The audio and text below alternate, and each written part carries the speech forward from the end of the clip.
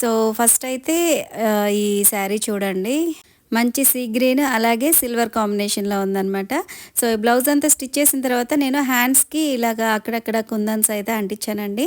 అంటే ఇక్కడ silver colour అనేది ఎక్కువగా హైలైట్ అవ్వడం వల్ల నేను అవి వైట్ కలర్ కుందన్సే అంటించాననమాట. సో, బ్లౌజ్ అయితే ఇలా ఉంది.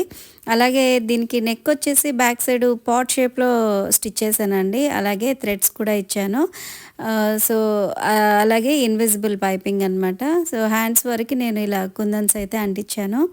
అలాగే ఆల్ ఓవర్ బ్లౌజ్ మొత్తం కూడా ఇన్విజిబుల్ పైపింగ్ ఇచ్చేసానండి.